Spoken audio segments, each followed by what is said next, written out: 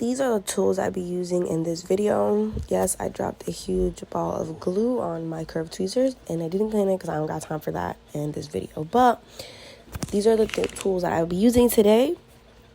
Now, this is also something I recommend beginners use. It's a sponge. Like, even I had a lot of difficulty like attaching the lashes on the sponge in the beginning, but you really learn how to control your tweezers and the amount of pressure that you're applying on the sponge, which also then transfers over to when you're doing natural lashes.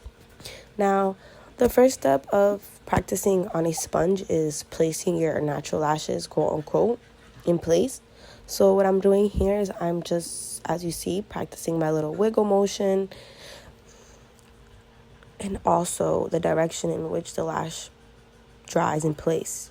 As you can see, I'm applying a little bit of pressure and manipulating it in the way that it needs to go. This happens a lot, especially when you're doing natural lashes. Sometimes you put a lash on and sometimes the lash will be facing a completely different way. And it's always very helpful to just kind of move the lash along in the direction that you need it to go into. Now, as you can see, these lashes, I am placing them maybe like a little bit less than a centimeter away from each other.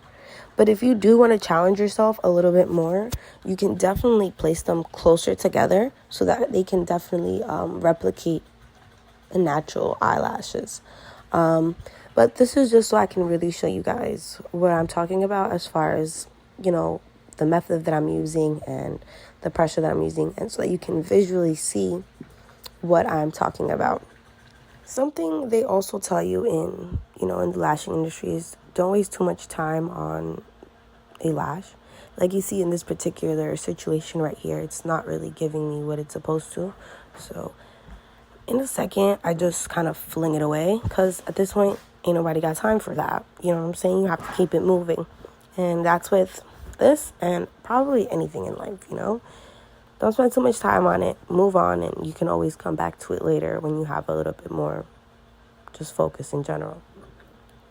Now, as you can see how I'm kind of using the sliding method, even on the sponge, kind of sweeping that extra glue and then manipulating it into the direction that I need. Now, that is something that I use even when I'm doing volume lashes, hybrid lashes, classic lashes. It really doesn't matter what type of lash that I'm doing, but I definitely do use that sweep and sliding method a lot, because what that does is it really does help create like a magnet-like effect. You won't really see that until you add the natural lashes onto the actual lash extension, which you'll see later in this video. Now, as you see again, I'm using that method, just sliding, moving that lash around to make sure that it's staying in the direction that I want it to.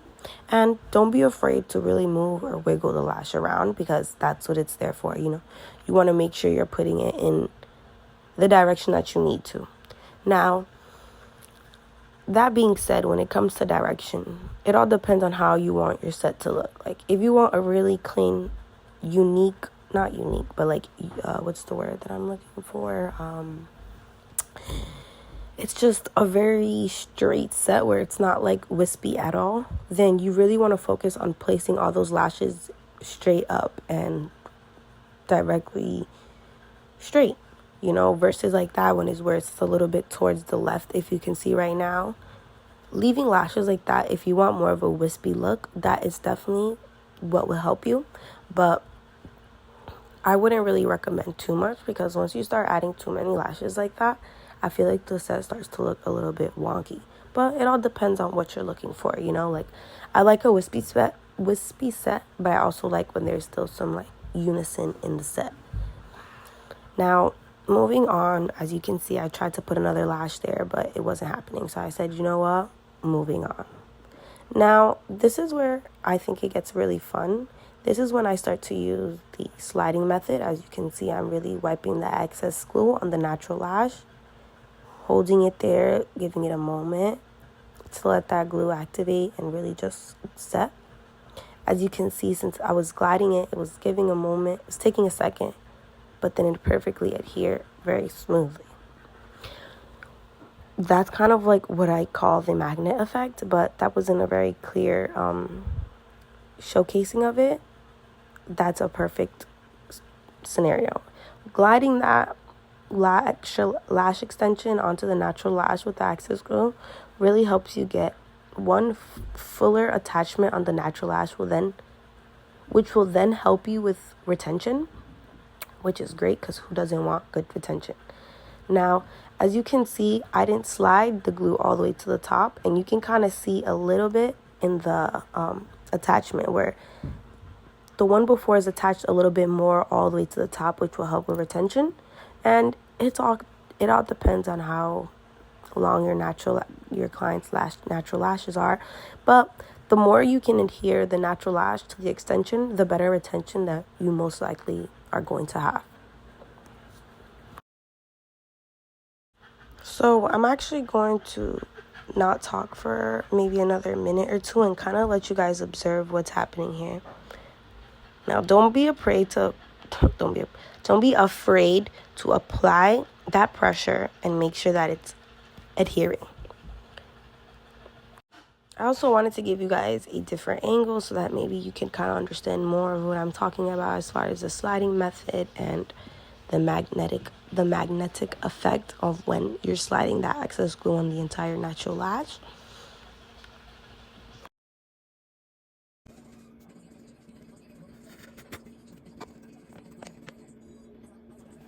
Now I want you guys to pay attention to how this lash looks compared to this lash that is going to be attached right now, and how it's not fully attached at the base. This is what really affects retention. I did use the swipe method, but there was not enough excess glue on the lash. This will still give you good retention, but it will not give you as good as retention as the first one.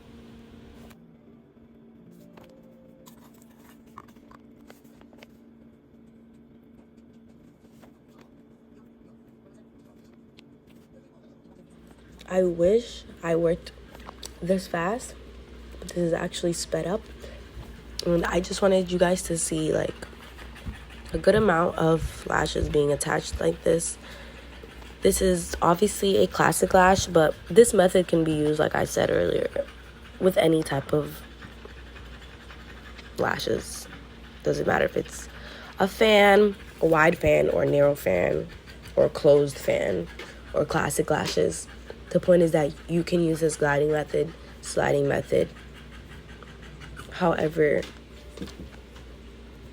you like when it comes to lashing. And I just put my spoolie so you guys can see that it is properly attached and that nothing is like popping off.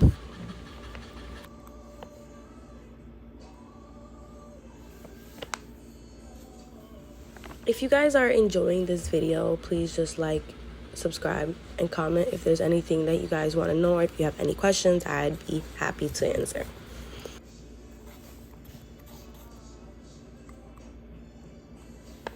So I'm just changing up the angle for you guys so you guys can get a better view of what I'm talking about. I feel like different angles definitely help you understand what I'm talking about as far as like adhering, placement, direction.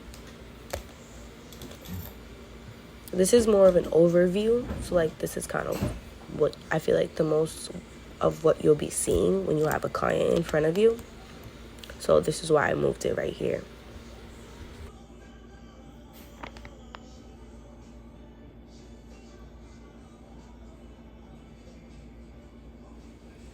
Can we just see how that was beautifully attached? Very simple. You slide it, you glide it, and you attach it. Boom, baby. On to the next one. We're gonna do this quite a few more times because practice makes perfect. And if you really want to be good at something in life, you have to understand that it's not gonna happen overnight and that it's gonna take a lot of hours, practice. You have to put in the work, but if you do, you will reap the rewards, period. So now I'm gonna let you guys watch. I'm gonna speed it up again so you guys can kind of see what it looks like in a quicker way.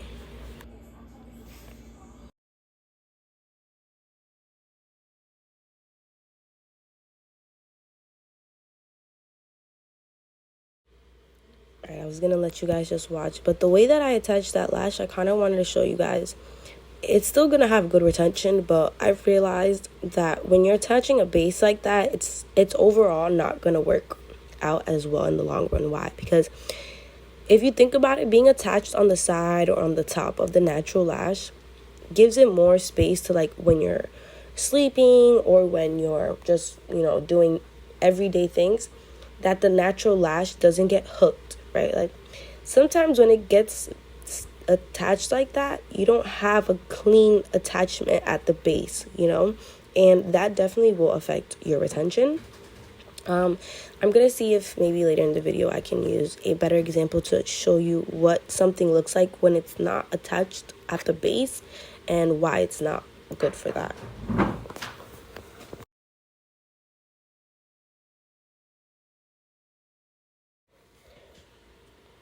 If you want to follow along, I would tell you why not. Grab a sponge, grab a tweezer, and some natural lashes and glue, and you can definitely practice while watching this video so you can try to get tips and tricks while also watching the video, instead of having to watch the video and then try it on your own and then keep referring back to the video. It definitely helps. Like, don't be afraid to also just take that lash off and try to replace it. Now, if you try to do it too many times, the glue will definitely become, like, not sticky and it just won't adhere. And I would tell you move on to the next one.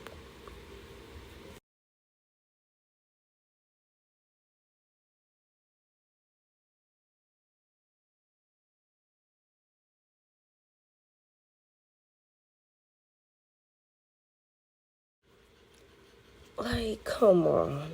Look at these. Beautiful. Clean. Gotta love it. I have to redo my nails this week. But I might do a video on that. You guys let me know.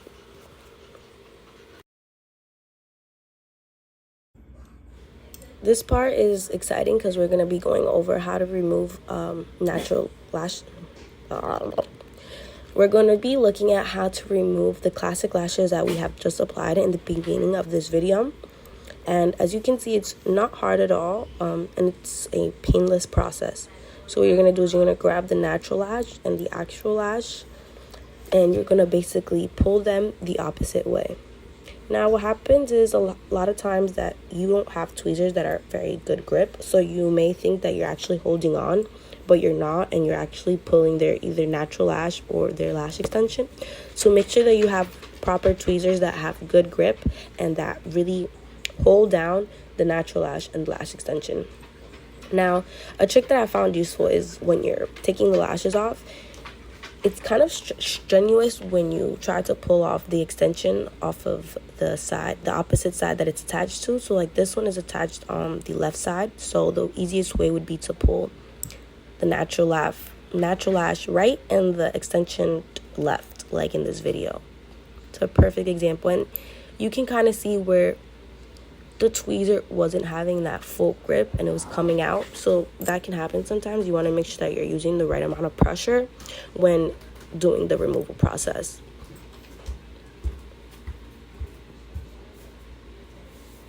And this is called the peel off method. It's very easy, or maybe sometimes people call it the banana peel effect.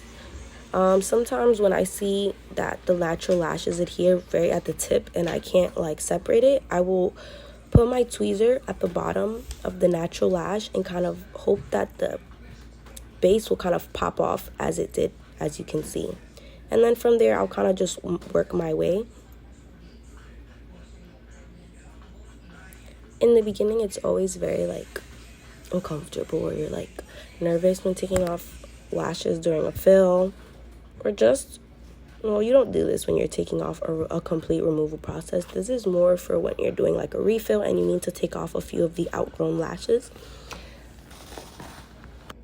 Now I'm going to let you guys watch a few without my voiceover. Oh, there you go. And sometimes they come off because maybe that natural lash was already ready to be fully shedded. But what happens is sometimes that the lashes are clustered together or not brushed. So sometimes it'll be holding itself in place, but it was already ready to come out. That's just an example.